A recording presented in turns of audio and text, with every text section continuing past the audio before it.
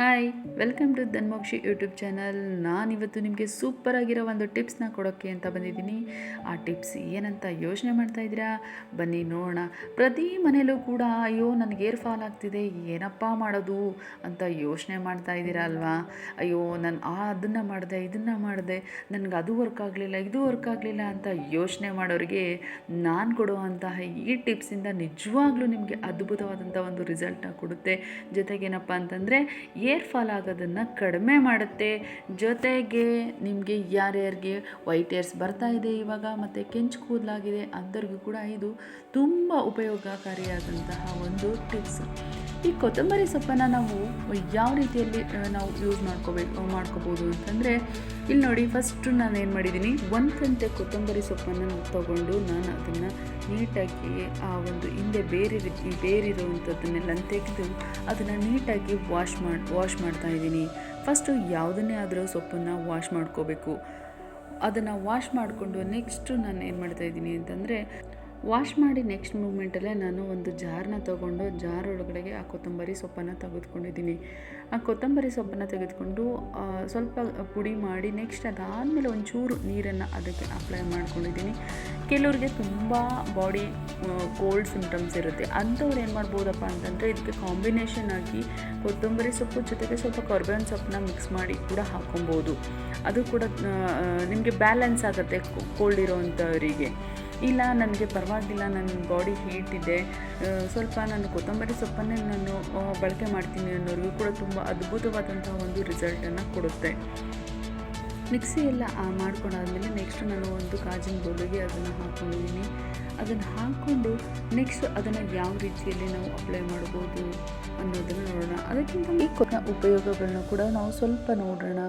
ಇದೇನಪ್ಪ ಅಂತಂದರೆ ಹಾರ್ಟ್ ಒಂದು ಹೆಲ್ತ್ಗೂ ಕೂಡ ತುಂಬ ಒಳ್ಳೆಯದು. ಜೊತೆಗೆ ಬ್ಯಾಡ್ ಕೊಲೆಸ್ಟ್ರಾಲ್ ಮತ್ತು ರಕ್ತದೊತ್ತಡ ಏನು ಇರುತ್ತೆ ಅಂಥವ್ರಿಗೆ ಅದನ್ನು ಕಡಿಮೆ ಮಾಡೋದಕ್ಕೆ ನಾವು ಕೂಡ ಇದನ್ನು ಯೂಸ್ ಮಾಡ್ಬೋದು. ಯಾರಿಗೆ ಮೋಷನ್ಸ್ ಪ್ರಾಬ್ಲಮ್ ಇರುತ್ತೆ ಅಂಥವರು ಮತ್ತು ಯಾರಿಗೆ ಡೈಜೆಷನ್ ಪ್ರಾಬ್ಲಮ್ ಇರುತ್ತೆ ಅಂಥವ್ರು ಕೂಡ ಇದನ್ನು ಯೂಸ್ ಮಾಡೋದ್ರಿಂದ ಆ ಡೈಜೆಷನ್ ಪ್ರಾಬ್ಲಮ್ಸ್ನ ಸಾಲ್ವ್ ಮಾಡ್ಕೊಬೋದಾಗುತ್ತೆ. ಇದೇನಪ್ಪ ಅಂತಂದರೆ ಸ್ಕಿನ್ಗೂ ಕೂಡ ತುಂಬ ಒಳ್ಳೆಯ ಒಂದು ರಿಸಲ್ಟನ್ನು ಕೊಡುತ್ತೆ. ಸ್ಕಿನ್ ಪ್ರಾಬ್ಲಮ್ಸ್ ಇರುತ್ತಲ್ಲ ಅಂಥವರಿಗೆ. ಜೊತೆಗೆ ಮೋಸ್ಟ್ ಆಫ್ ದಿ ನಮಗೆ ಯೂಸಸ್ ಏನಪ್ಪ ಅಂತಂದರೆ, ಈಗ ನಾನು ಮಾಡ್ತಾ ಇರೋ ಈ ಒಂದು ಹೇರ್ ಫಾಲ್ ಅದಕ್ಕೋಸ್ಕರ ನಿಮಗೆ ತೋರಿಸ್ತಾ ಇದ್ದೀನಲ್ಲ, ಇದು ನಿಜವಾಗ್ಲೂ ತುಂಬ ಅದ್ಭುತವಾದಂಥ ರಿಸಲ್ಟನ್ನು ಕೊಡುತ್ತೆ. ನಾನು ಯೂಸ್ ಮಾಡಿ ನೋಡೇ ನಿಮಗೆ ಇದನ್ನು ಹೇಳ್ತಾ ಇರೋವಂಥದ್ದು. ದಯವಿಟ್ಟು ಒಂದು ವಾರದಲ್ಲಿ 2 ಟೈಮ್ಸ್ ಅಪ್ಲೈ ಮಾಡಿ ನೋಡಿ. ಅಪ್ಲೈ ಮಾಡಿ ರಿಸಲ್ಟನ್ನು ನೀವೇ ನೋಡ್ತೀರಾ. ಎಷ್ಟು ಚೆನ್ನಾಗಿದೆ, ತುಂಬ ಒಳ್ಳೆ ಒಂದು ಟಿಪ್ಸನ್ನು ಕೊಟ್ಟಿದ್ದಾರೆ ಅಂತ ನೀವೇ ಅನ್ಕೋತೀರಾ.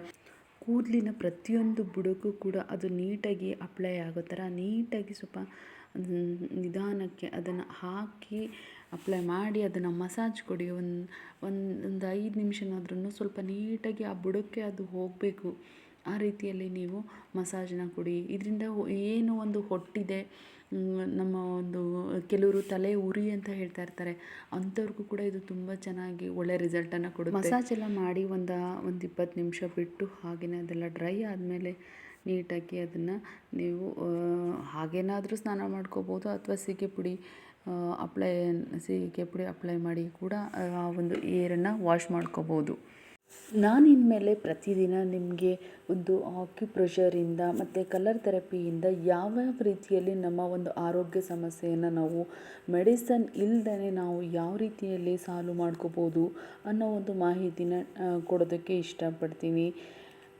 ದಯವಿಟ್ಟು ಎಲ್ಲರೂ ಚಾನಲ್ನ ಸಬ್ಸ್ಕ್ರೈಬ್ ಮಾಡಿಕೊಂಡು, ವಿಡಿಯೋ ಇಷ್ಟ ಆಗಿದ್ದರೆ ಒಂದು ಲೈಕ್ ಮಾಡಿ, ಶೇರ್ ಮಾಡಿ.